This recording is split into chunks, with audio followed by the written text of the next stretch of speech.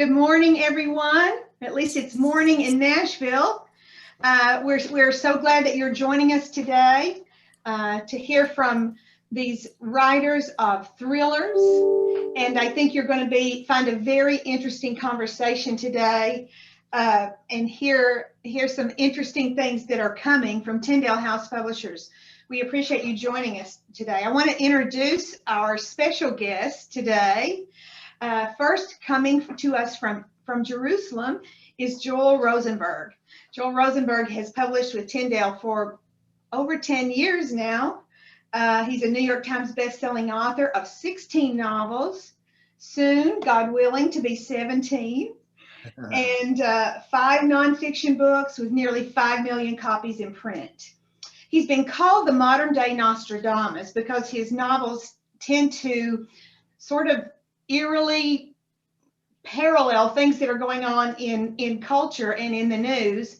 And I don't think he finds that any burden at all, that title. I've asked him to write something that would predict something great for me, but he's so far declined. He speaks regularly. He's become a go-to source about geopolitical and religious freedom events worldwide. World leaders read his books, including the one that's the most fun is the Jordanian King Abdullah. In fact, he made an appearance in one of Joel's books, which is really fun. And if you want to hear all about that, you can read about it in Joel's upcoming nonfiction, which will release in September, Enemies and Allies. And so you'll hear about his visit with King Abdullah. And of course, U.S. leaders read his books as well. He gives advice about international events and relations to people in government. He's appeared on hundreds of radio and TV shows. But I think one of the things that Joel would probably want you to know is that he is the founder and chairman of the Joshua Fund, which is a nonprofit educational humanitarian relief organization dedicated to educating and mobilizing Christians to bless Israel and her neighbors in the name of Jesus. And so Joel, because of the events of the last few weeks, is going to have plenty of needs through the Joshua Fund. So you can check out more information about that on Joel's website, joelrosenberg.com. And in Joel's spare time, he is the editor-in-chief of 2 new news websites, allisraelnews.com and allarabnews.com. Welcome and good morning, Joel, from Jerusalem. Oh, great to be with you, Karen, and you guys. It's so talking about thrillers. Listen, I will say, and I did text you this, Karen. It's a little difficult to finish writing a terrorism thriller when you're living in a terrorism thriller. I had to ask Karen for an extra week on my new manuscript because, I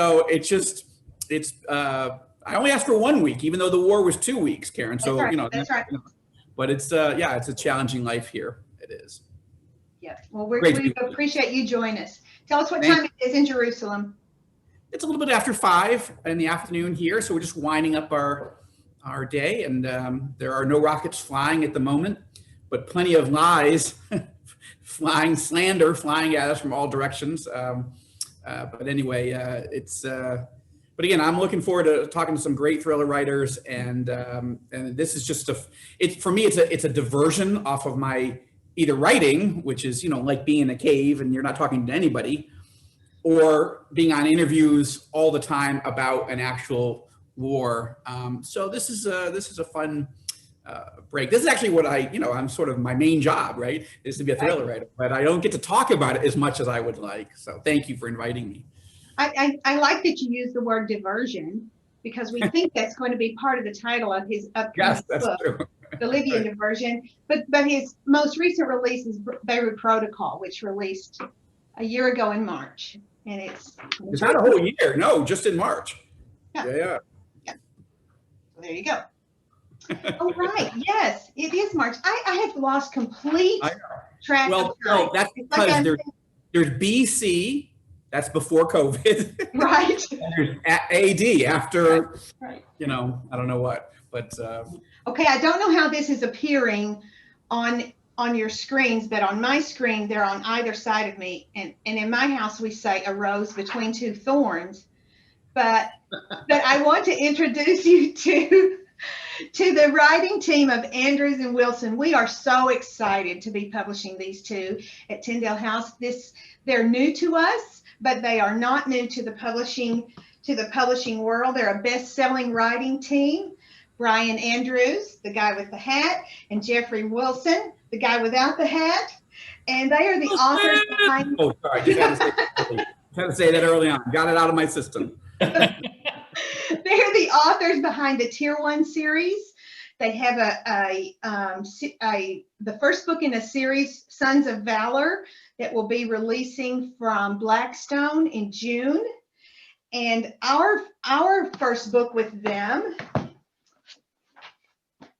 Dark Intercept, will be releasing in September. This is the first of a series titled the Shepherd series, be releasing in September.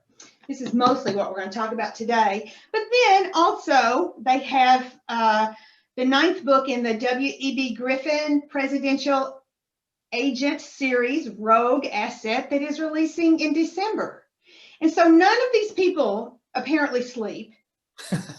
I don't think. I don't know what they do. I don't know how this happens. But they write action adventure, covert operation novels to honor the men and women who serve in the military and intelligence community.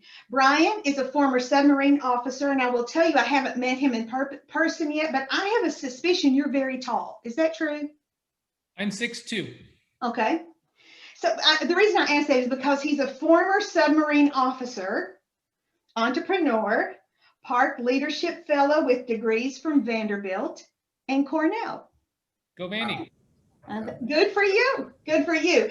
Jeff, on the other side, worked as an actor, a firefighter, a paramedic, a jet pilot, and diving instructor, as well as a vascular and trauma surgeon. Again, who doesn't? During his 14 years of service, He's Jeff still looking for his niche, clearly. Right. I can't keep a job, Joel. That's what my mom says. Why can't you keep a job? He's a thriller writer. I think you've got it, actually. That's right. You're just collecting experiences. Exactly. Jeff now leads a military ministry for men at his church in the Tampa area. So you can read about them, get their newsletter online at andrews-wilson.com or follow them on Twitter. We're so glad that you guys joined us today. We are so glad. I feel a little bit out of place, and that everyone listening is like, why is she doing this? Why is there not someone else to do this? But this is the way it goes. You loved our introductions. Yeah, that was awesome. Good. Well, I think it's just so exciting. We are working on a new initiative at Tyndale to increase the kind of content and the kind of books that we're releasing that will appeal to male readers. It's not a secret in the industry to say that where inspirational fiction is concerned, the men have in large part left the building. And I think that there's good reason for that. And I think that's why we have, by God's providence, have opportunity to work with these gentlemen to help us think about what kind of fiction appeals to male readers and why you think that fiction with faith content in it can appeal to general market thriller readers. So I'm going to ask you first, Jeff, just because you're up in the corner. How did you wind up at Tyndale, and why did you think this was a good idea for your career after you've been successful as a general market thriller writer? Well, first of all, we're delighted to be at Tyndale. There's a bit of a God story for our arriving at Tyndale. We're not a big believer in coincidences, and there was a whole lot of pieces that moved into the board from a close friend of ours who's a very strong Christian and also a thriller writer and veteran, flying on an airplane, sitting next to someone who was on the way out the door at Tyndale and mentioned this. And so there was so many little things that fell into place that we really do feel like we were led to this and that it was the right time and place for us. I had been praying about, being able to expand it and find a way to combine my love of writing, my thriller background, my military experiences into something that joined with my faith and the ministry that I lead at Grace Family Church in Tampa. So it sort of lined up perfectly. But when you guys reached out to us and we had that first Zoom call, I think I can speak for both of us when I say we were beyond excited, because when, growing up, like you were just saying, when you think outside of Joel, who's amazing, obviously, outside of Joel, when you think of Christian fiction, we still have this old stereotype bias of the woman in the bonnet sitting on the wagon, right? And Right. and that's not going to appeal to male readers, obviously. And I think that what was exciting for us when we had that first conversation with Tyndale was that you guys were so open to embracing this idea that, because you're a Christian doesn't mean you didn't go see the last Jason Bourne movie. Because you're a Christian doesn't mean you don't watch SEAL Team on CBS. And there's nothing wrong with entertainment, especially entertainment with a message, inspirational entertainment, matching with the reality of the world that we live in so that it can be more engaging and more visceral. And, the kind of storytelling Brian and I have developed our brand in is very realistic, captivating. You can imagine this would happen. The people that we used to work with in the Navy would say, yeah, gosh, if that happened, this is what I would do. And being able to put that into a exciting story that has faith elements. In our case, we developed the themes of crisis and faith, which we see so much in military veterans. When you spend time in combat, it's hard not to say, where's God in all of this? Being able to do that and some supernatural spiritual warfare that is Bible-based. What an exciting opportunity, and what perfect timing, because I do think that it's time to grow into that male readership market. All the men in my ministry would love to read more of this stuff, but they don't want it so sterilized and sort of handed to them from their mom that they don't enjoy the exciting ride. Good. Okay, Brian, I'm going to ask you to give us a quick synopsis of the premise for this series, Dark Intercept. Because when the proposal came in, we started reading it, and I will confess, our team is women. Our team is made up of women. That doesn't help. But I have a family full of men that I've found a way to survive. So just would you just talk about this premise just a little bit, Brian? Sure. I think for us, this Dark Intercept was an ambitious story. And what I mean by that is we have our main character, Jedediah Johnson, who is a mid-career special operator with Naval Special Warfare. So he's a Navy SEAL.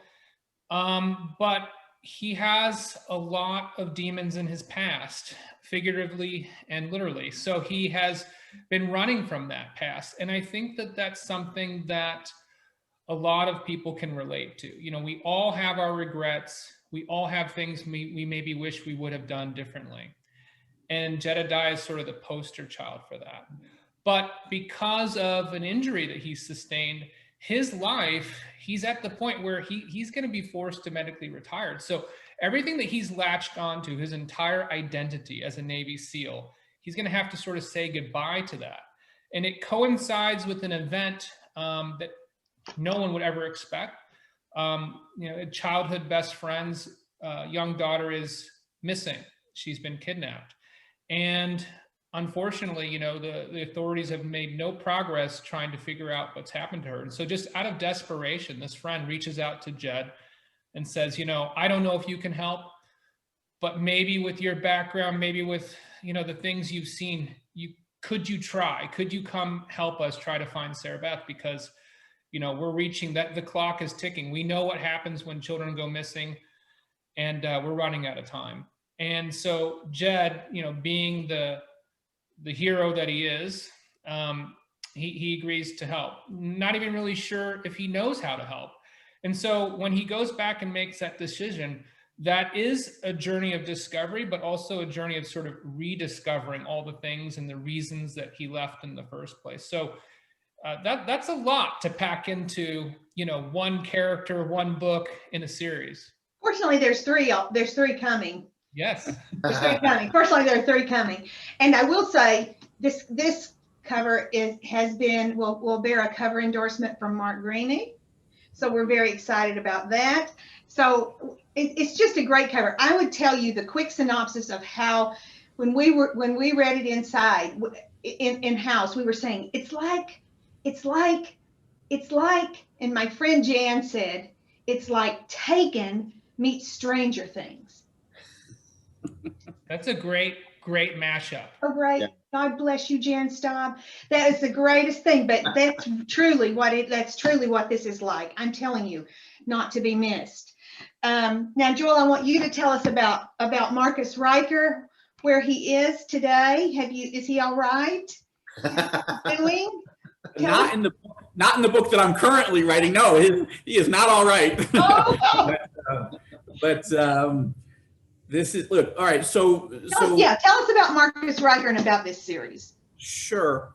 So one of the things that I have really been thinking about in my career, and by the way, Karen, I've been with you guys 15 years, so you just lopped off like 33% of my.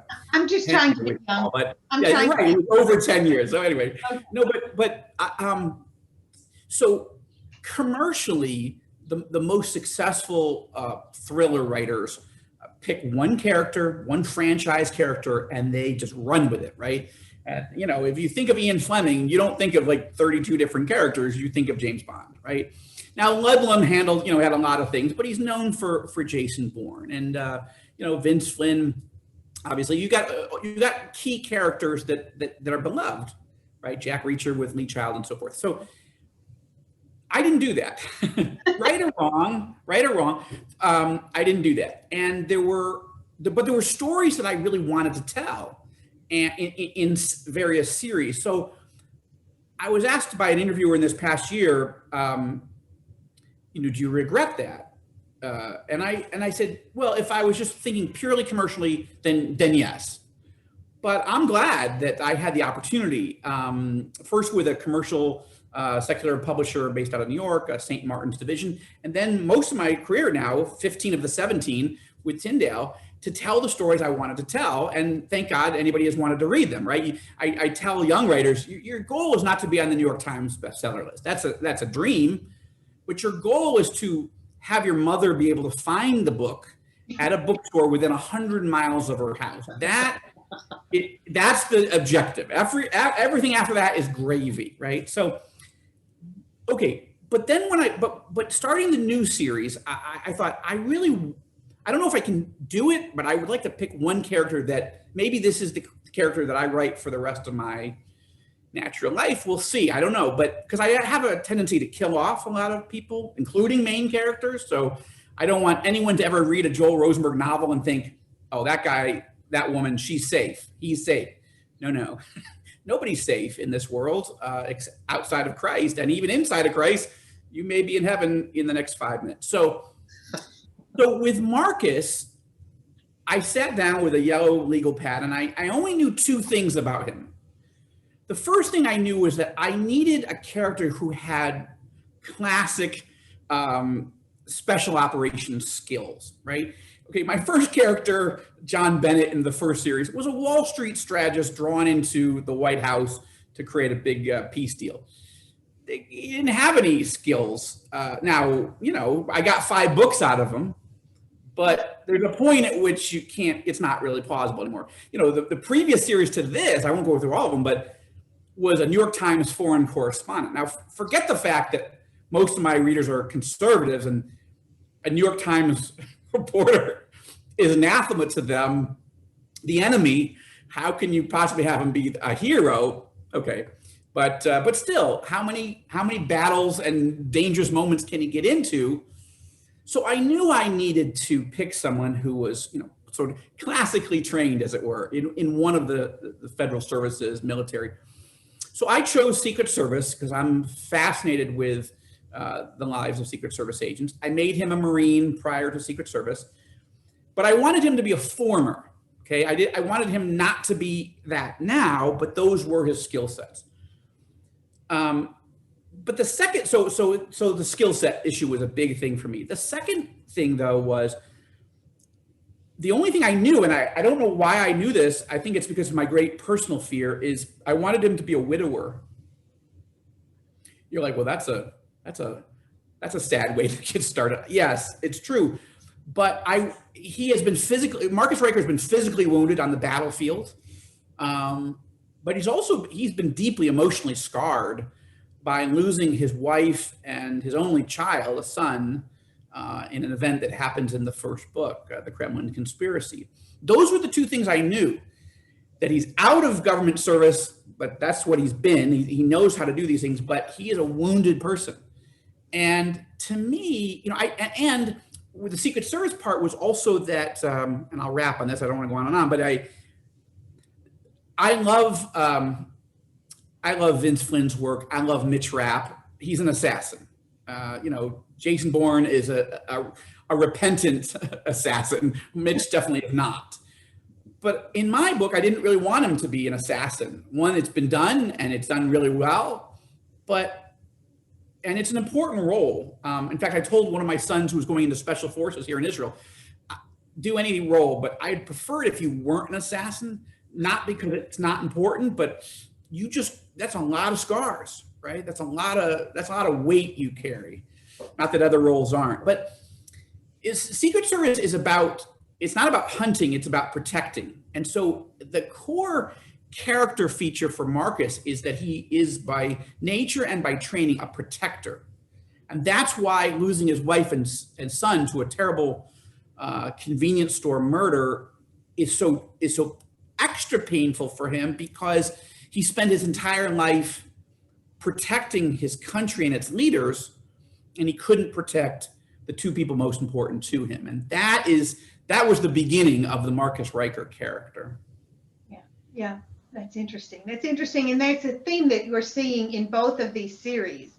We're seeing the Shepherds, which is an organization of protectors in the world. Jeff, you want to talk about that a little bit, about that theme of protection that we see in Shepherds? I mean, I think just from a literary standpoint, that sort of classic hero's journey that Joel is talking about, I mean, why reinvent the wheel, right? Like, that works. It resonates with readers. As a reader, that resonates with me. The Mitch Rapp, the Jason Bourne, John Dempsey in our original Tier 1 series, Marcus Riker. It's just something that works. And I think that readers of this genre, they like to see somebody that puts mission before self. And so it's not just about the scars and the wounds like Joel is talking about. I think that develops a backstory that motivates characters.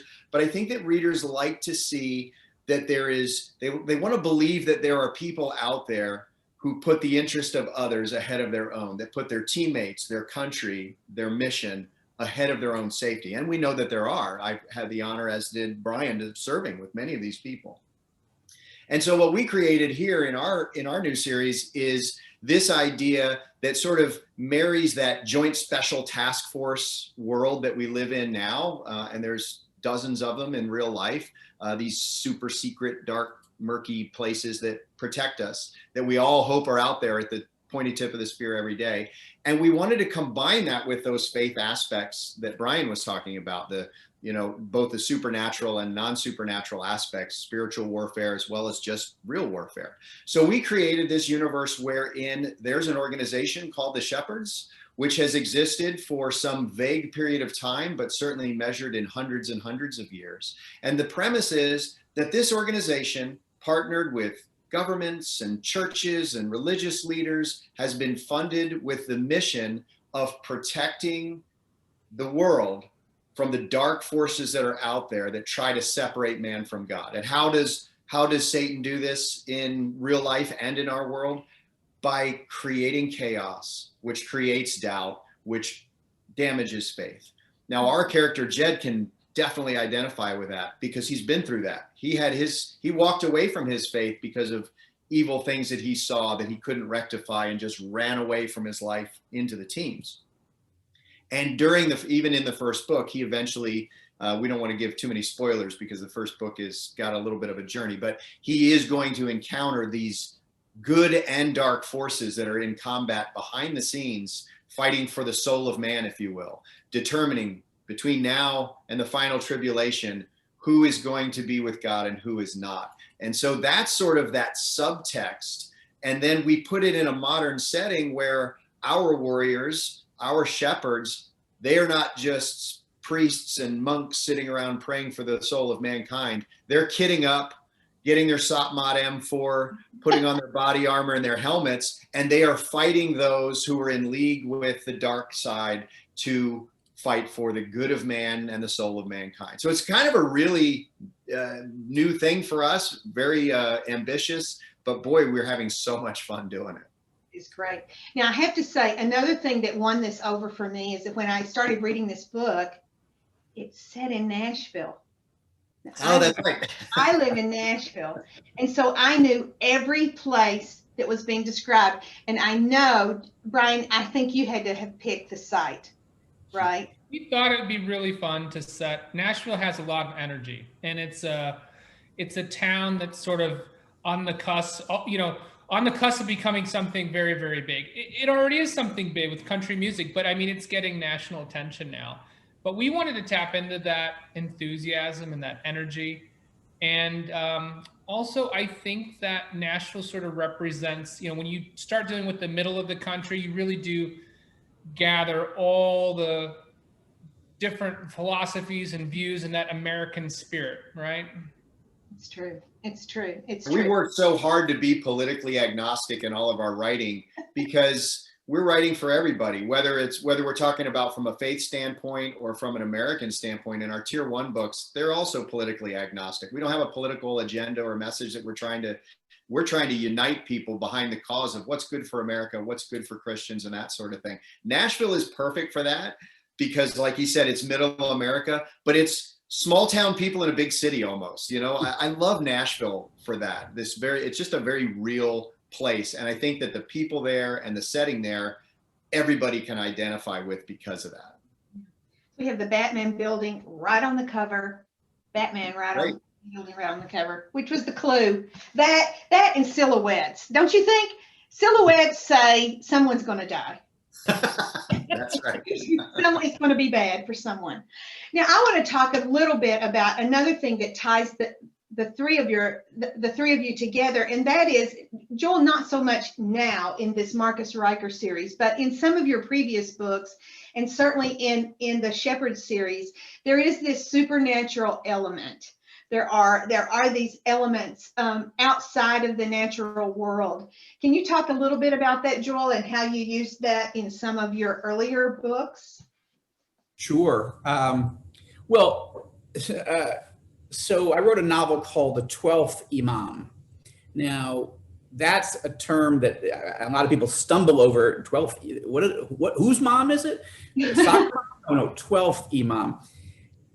That is a character, a figure, let's say, in Shia Islam, which is the minority version. There's about 20% of the Muslim world is Shia, and Sunni are the larger percentage. But the Shias believe that there was a series of, the only way for a Christian to think about it is almost like a Roman Catholic Pope, somebody who's in charge of everything, right? Okay, we don't have that as Protestants, but Ali was the first Imam. That was the son-in-law of the Prophet Muhammad. And the question was, once Muhammad dies, who's in charge? Who has the authority, both as a military commander and as a spiritual leader of Islam? And the Sunnis think it's the disciples of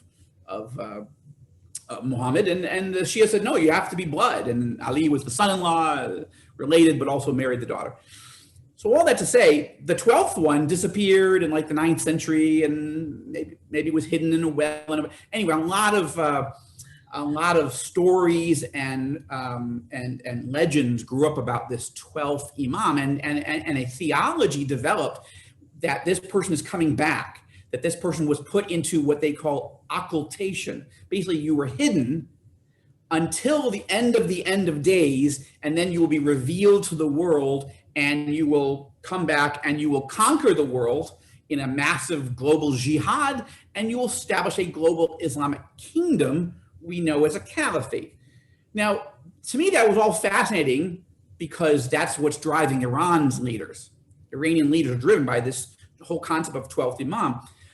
But it also intrigued me as a follower of Christ and a student of prophecy that in Matthew chapter 24, for example, Jesus specifically says that there will be people who come who, of course, claim to be the Messiah in the last days and will be able to do great signs and wonders, miracles, supernatural things to mislead, if possible, even the elect. That's the quote of Jesus.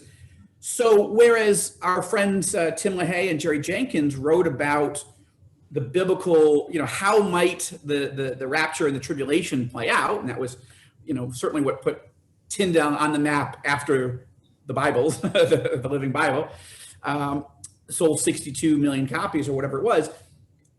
But that's the tribulation and all. And I thought, well, Jesus does refer to the potential that supernatural figures doing demonic activity could be here on the earth prior to that. So what if these two, these are two great tastes that don't taste great together, but what if we put this thing together, and what if somebody comes that has this sort of supernatural deceptive capacity? And that was a 3-book series, starting with the 12th Imam. That was fascinating to write. And I will just say also for this whole men-women thing, I'm amazed, of course, how many women read my books. I'm encouraged by that. But I'm also encouraged when I do book signings, things, how many men come up and say, listen, I don't read.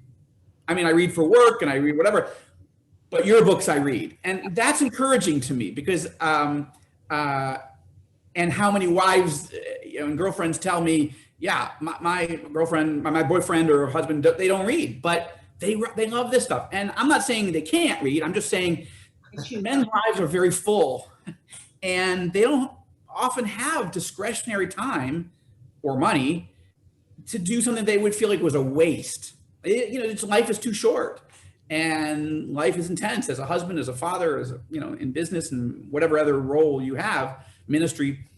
So to actually be able to capture the attention of a guy and get them to read a book, and I don't mean if it's President George W. Bush who reads my books or King Abdullah or whatever, those are fun too, but just the regular salt of the earth guy in America and Canada, how do you do it? How do you capture their attention, and how do you hold it page after page? Because if you don't, they're going to really feel that their $25 or whatever was wasted and they're not going back.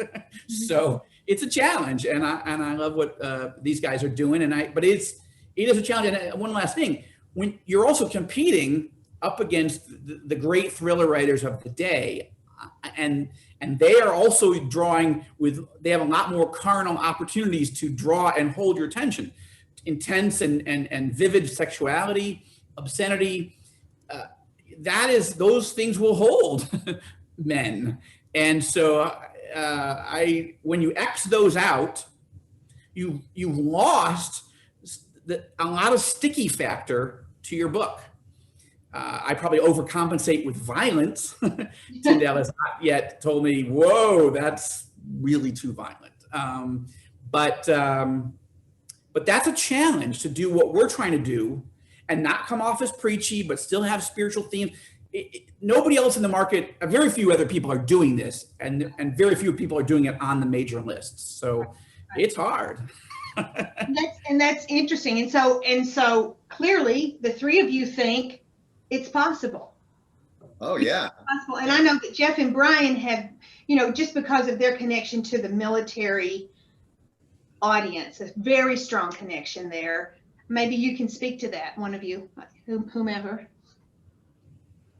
Well, I mean, I think that, yeah, so since the very beginning when Brian and I came together as co-authors, we challenged ourselves to make sure that the one thing we always did was be true, not to the tech, not to even necessarily the geopolitics, not to the tactics and strategy, but to the people.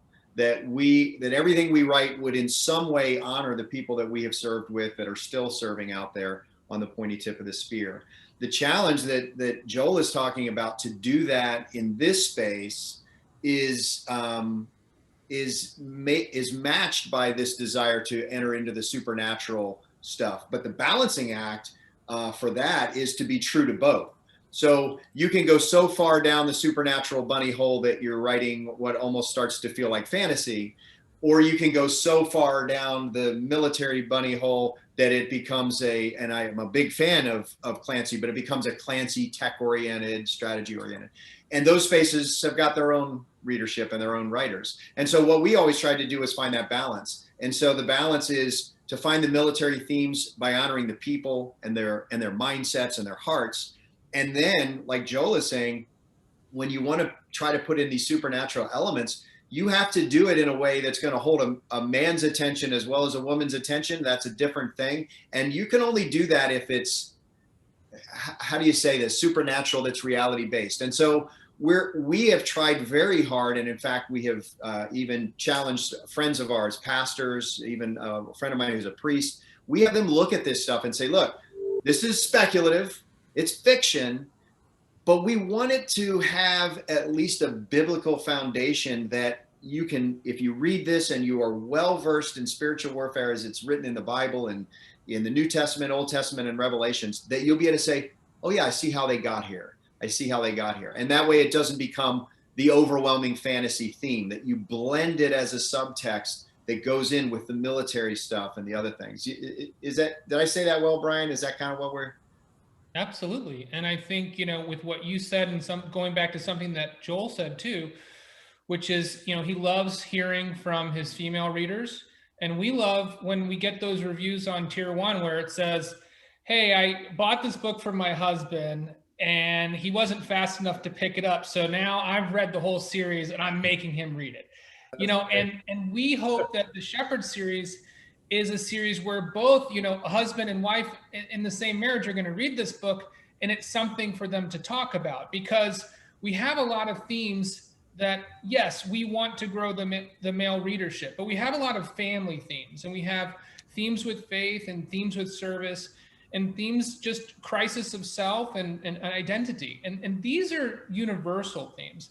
So if we can generate a conversation, and you've got now guys talking to guys in a ministry, in a parish, you've got the women talking about it, that's a big win for us. And I guess the last thing I just want to say is, we write a longitudinal series. So it's not like everything's all tidied up and nice and complete from the relationship standpoint at the end of book 1, because that's not real life. In real life, relationships are complex and people don't always say what they want to say or what they should say. And so there's misassumptions and things carry on. And so from our experience in the military, you have one tour, but maybe it's a 4-year tour. The bad guys just don't go away because, you reach page 350. So that's a nice thing from a series standpoint, is that there's continuity of characters over the course of the series. Yeah. We're still looking for a mate for Marcus. We're trying our best to find love for Marcus, but it hasn't worked out so far. He's a little wrecked. Oh, that's true. And I think one of the things about that is the whole concept of starting over when you've lost your high school or college love. Like, we don't all have that. I have my college sweetheart, and my worst fear is losing her. I don't fear death itself, but I fear her death more than maybe I should. You could say, and you moved her to the Middle East because why? Well, I felt I was being obedient to the Lord. She felt that too, but that is a real thing. And I think, fortunately, most men have not experienced being a widower, but a lot have. And in an interesting sort of way, again, from a fiction perspective, the concept of how does Marcus live with the past, right? The Apostle Paul says, forgetting what was behind, but you don't want to forget your first love. You don't want to forget this magical marriage, troubled or problematic as any marriage is, but you feel there's a sense, I've never been through it, but my friends who have, there's a sense of guilt about even thinking forward, because you're betraying not just the memory of the one that you love, right? When we know scripturally that you're not married anymore, but your kids don't know that. That's mom, and she's gone, and how dare you? Now, in this case, Marcus doesn't, the son is gone too, which is doubly, crippling. But so even to conceptually go into the world of thinking about somebody else, your whole life has been trained not to do that as a believer. So how do you do that? And then what type of person? You're now in your young 40s, that you've made a lot of choices in your life. You've got to now find someone who wants to go with those choices. And by the way, the choices Marcus has made is his life is like, how does he even dare bring someone into this world? Well, is he, he's thinking that's insane. Anyway, those are a set of complicators, but it's also, to use, an example going back, I don't know, to Cheers or to, really almost any, let's just take a sitcom, the idea of, are Sam and Diane going to get together? Yes. Are Frasier and Diane going to get together 20 years later? That story of can go on for a long time, and all the twists and turns can hold you. You take The Office. Well, are Jim and Pam going to get together or aren't they? For crying out loud. And this can take you a long way. Now, in the world of this, high danger, there's that other element. How could you? Right. And with whom? Who could live this life? And should, but do you want to really be alone for potentially the next 40 or 50 years of your life? So I actually think that, I'm not doing it because a male reader or female reader might be interested in it, but I think they are. I'm interested in it, and fortunately, other people are. Yeah. Well, and I will tell you, there is an ongoing storyline in that begins in Dark Intercept, and we're going to find out about Jed, and we're going to find out about this little girl who's kidnapped, and about her family. And I'm just telling you, there's a lot of things. Now we only have 2 minutes left, 2 minutes ish in my world. But when I met Brian and Jeff, and I said, "You write together?" I just said, that won't work. I know. So I want to know, how does that work? Well, I do all the work and he takes all the credit. That's how we do it. Say it again. There you go. That works. I need to find somebody like that. And I take all the credit. But we know, since he said it first and he said it quickly, that it can't possibly be true. What's really cool about our partnership is, we come from the military background. We've said that several times, but it's very important to emphasize that, in the military, everything is done as a team. We write fiction, and it's great to have these heroes who are these, James Bond type characters who can go out there and do everything by themselves. But in real life, that's really hard to do, especially in the military. And so, when we started writing by ourselves, we realized this is a very lonely business, and we kind of missed that collaboration. We missed the interaction that comes from being on a team. And so our values are very similar. Our backgrounds are very similar. So, we paired up. And Jeff, would you say that was the best decision we've ever made? Well, I know you want me to say that.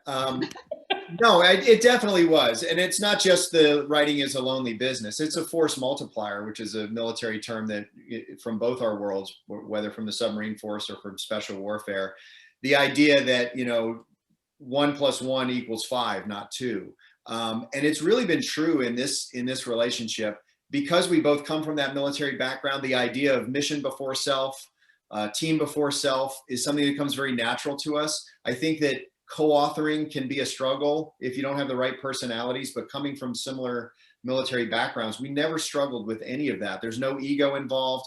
We are working together to achieve a mission of writing the best book we can, entertaining people, sending a message when appropriate. And so because we're able to do it that way, this weird way that we do it, that people always say, that can't be how you do it. It is how we do it. It works. It works for us because there is no ego. We're writing together. We actually write together. Like, he's writing chapters while I'm writing chapters, and we're swapping them back and forth and rewriting. And by the end, I can't, and this sounds like a lie that you say on an interview, but I can't always remember who wrote what, and so it really does become a true military style collaboration where we're both bringing something to the project. It couldn't succeed as well without either one of us. And there's no there's no ego involved. It's just working together to get a job done, and it works for us. So it's a lot of And fun. you know what, Jeff, I just want to make one last point. I know we got to go, but one of the things I've heard you guys say, and I'm really encouraged by it, is you guys really know what your genre is, and it's a military thriller, right? And it's important, especially for young and aspiring writer, and it may not be young, but aspiring writers, to know what your genre is and know your lane. Like I have to be very careful, especially now with Marcus Riker, because I'm a political person, a geopolitical person. I can write a geopolitical thriller, but if I start moving out of my lane into a military techno thriller, a Clancy-esque, these guys, I'm going to be in trouble because that's not my world. So trying to figure out where are the boundaries to that world, and then sharpening your own stories to make sure you're hitting your target. That's important, and you guys are clearly doing it. And I think it's important for aspiring writers to figure out, what do I know? And I also say, it's not, people always say, write what you know. I have never killed anybody. So I've never jumped out, I've never halo jumped, so what I tell aspiring writers is, write where you live in your head.